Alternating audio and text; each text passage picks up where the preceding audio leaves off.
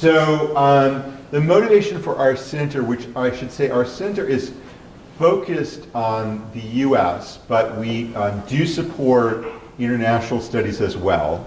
And now that we are now in our third year and we sort of have gotten our legs on the ground, and so we are able to support selectively studies that are, particularly studies that are funded by NIH or other US government agencies in terms of bringing health economics into those studies internationally as well. So I do not want you who are from outside the US to feel excluded, but the original motivation for our center came from things that were happening in the US healthcare environment, and that's how we kind of justified getting started to National Institute on Drug Abuse.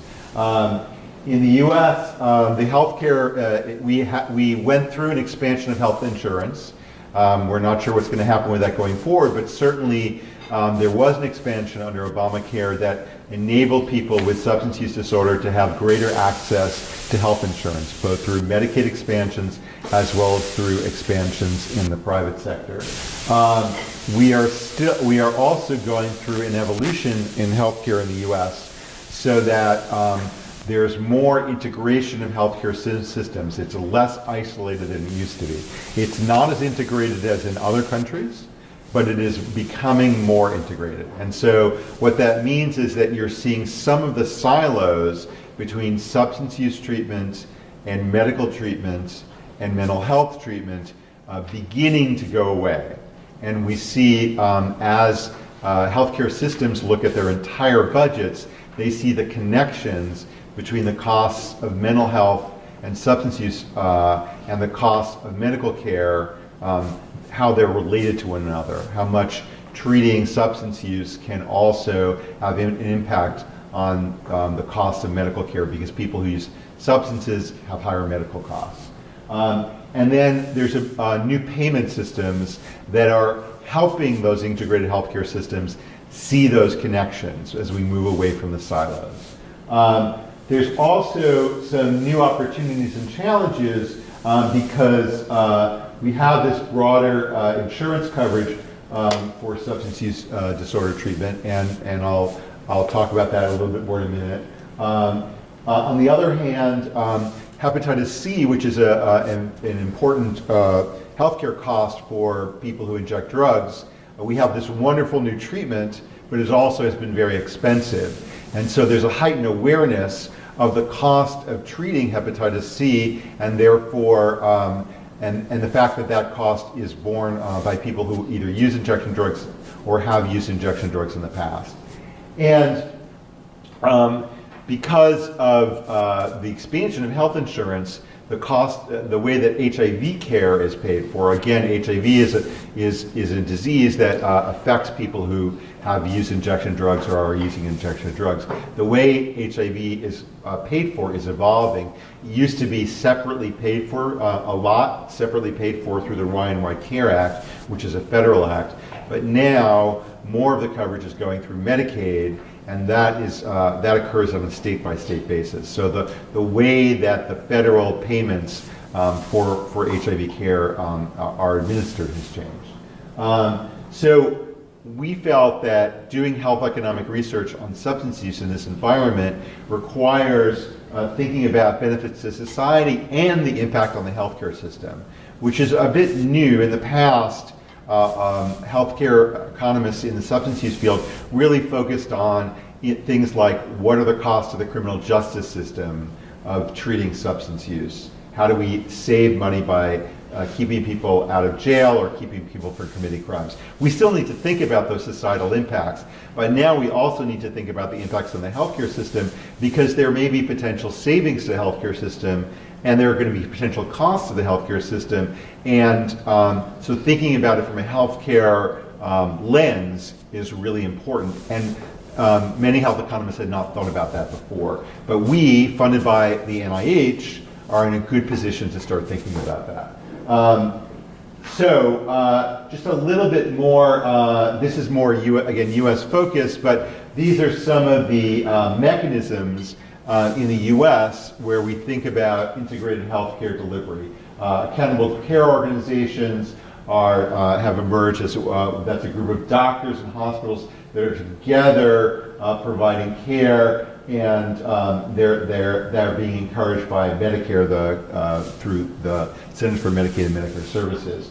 Health homes are more focused on Medicaid patients, but the similar idea, focusing on patients who have a chronic care condition.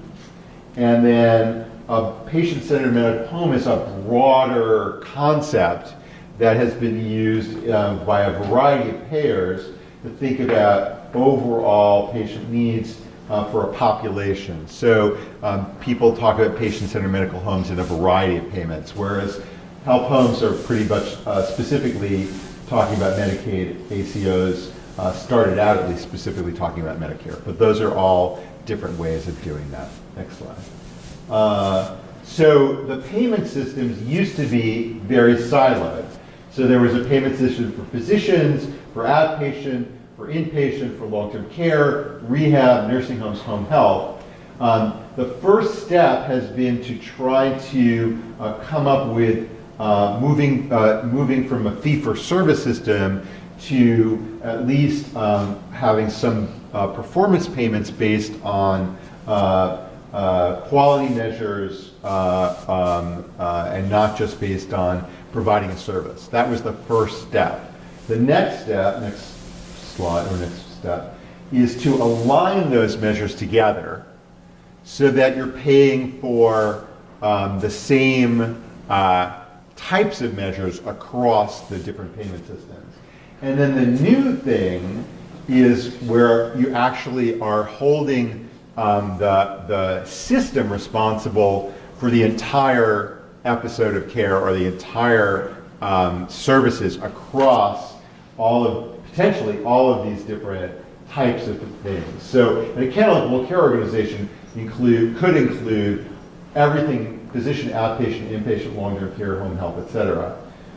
You could look at just one episode, say somebody falls, breaks their hip, and you have to take care of them from the point that they went to the emergency room through rehab and then home and home health care after that, right? And then there's some other payment systems that only take part of some of these. The idea is not to focus on the specifics, but the idea is that we're moving to a system where there's accountability across the healthcare system, and that includes mental health and substance use as well. So that's the idea that healthcare systems now have to think outside of their silos. Next. The other thing that's happened in the US in terms of health insurance is that actually in 2008, the law was changed. So it used to be that health insurers could separately have a different payment for substance use and mental health than they would, different coverage for substance use and mental health than for medical and surgical procedures. So they could have set different limits in terms of what was out of pocket, the number of visits, the total lifetime cap. So different regulations in terms of what they would be willing to pay for medical procedures versus mental health and substance use. Under this 2008 law, that was no longer allowed, but it was limited as to which insurers that applied to. Under the Accountable Care Act, that was expanded to cover most insurers. Almost all insurers now have to provide parity, that is the same level of coverage. So whatever they apply in terms of the number of visits that you're allowed, whatever they apply in terms of the co-pays, has to be the same for mental health and substance use. And it used to be that usually there were more limits on mental health and substance use. So this is a good thing for mental health and substance use because it means that basically, generally, it means that you're less disadvantaged in terms of your coverage. There's a couple of exclusions in terms of insurers that are not covered, but most insurers are covered by this rule. And it actually finally went into effect for most plans in January of 2015. So we're now almost 2015 more than 2 years in, And the preliminary evidence is that this has actually not cost insurers a lot more money, maybe just a little bit more money. So the fear that this was going to open the floodgates and suddenly there was going to be a lot more expense for insurers turned out not to be the case. Next. So in the packets that will eventually arrive, we have some studies or summaries of studies that we have put together in our center. This one is particularly relevant because it talks about the expansion of substance use disorder treatment in primary care and the efforts to promote that. And everything that I've just talked about is supporting that move to move substance use out of its silo of separate treatment into the general medical system. And so that's one of the things that we are particularly interested in investigating in our center and looking at the economic implications. So I already mentioned to you, one of the economic implications was that it didn't cost more to insurers than we expected, but how successfully medical care providers are in picking up this type of service, and what are the barriers, both financial and non-financial, to doing this, are things that we are interested in looking at. Okay, so now I'm going to give you the little bit of advertisement about our center, and then we'll move on to the good stuff, okay? So our center, Center for Health Economics related to substance use disorder and HIV and hepatitis C. Our goal is to develop and disseminate health economic research on healthcare utilization, health outcomes, health-related behaviors that inform substance use disorder treatment policy, and HCV and HIV care of substance users. As I noted, we're particularly focusing on increasing the impact of this research by addressing the needs of integrated healthcare systems and payers. So our audiences include you all, the researchers with diverse interests but who don't necessarily have health economics backgrounds, substance use disorders researchers, HIV and Hep C researchers, health services researchers. We also work with health economists who maybe don't know a lot about substance use, and so, or don't know about HIV and Hep C and substance users. So that's where you all play an important role, bringing you together with health economists to get them excited about working in this field. I think that the opioid use disorder crisis in the US has really raised interest among health economists in this field in a way that really hasn't happened before, but they don't know a lot about it, and when they do start researching it, they lack a lot of exposure to the clinical issues and the policy issues that you all encounter every day. So we're trying to bring those together. Clinical trialists, so we've worked a lot with the NIDA-funded Clinical Trials Network, working alongside clinical trials to bring health economics to those trials. I'm going to give one example of that in the next section, but we are actively doing that, and we want to do that not just in the context of the CTN, but also in the context of specific funded clinical trials.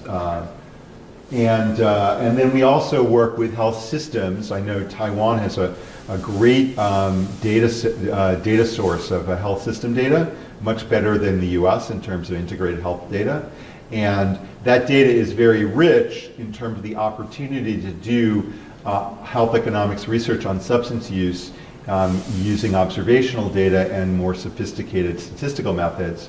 And we are very interested in doing that. We've been doing that, a little bit of that with some of the networks in the US, like the Kaiser network, but that's the kind of secondary analysis that we are very interested in doing.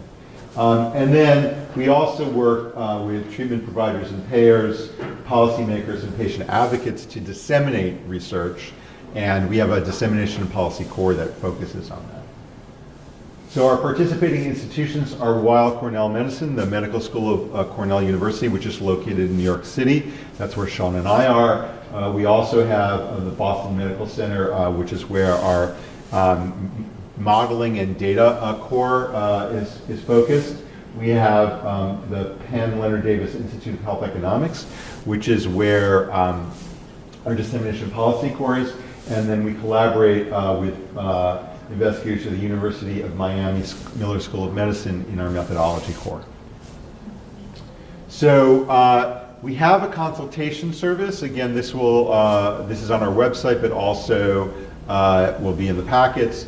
So if you are interested after this and you have a particular project or an idea, or you're submitting a grant, or you're submitting a career development award, you can consult with us for up to 6 hours free.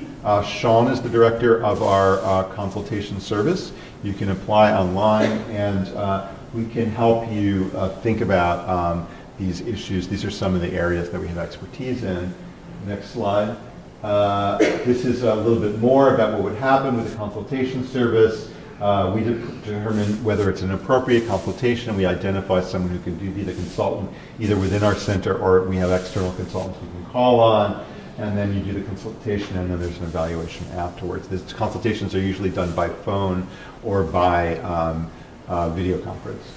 And then also we have several resources on our website that you can look up after this that are, and they're broken up into just the same kind of topics that we're going to talk about: cost, quality of life, cost effectiveness, a bunch of other resources that you can go to. Next slide gives some of the examples of them. Cost. And there are links to some of the assessment tools that you might want to use in a study. We just published, this is available online, and it is open access. This publication, which gives, when I talk in the next section about costing, gives a lot of resources in terms of costs that we've already found that you can then use in your economic analysis. So this is another resource, and again, it's on the resources page, or will be soon. And then we have a lot of staff. So there's people these are the people who do actually the work. They're not all full-time with us, but they're located across our different institutions, and they help with dissemination, they help with running the consultation service, and they work on research projects. So these are the ways to contact us, and again, this will be in your handout.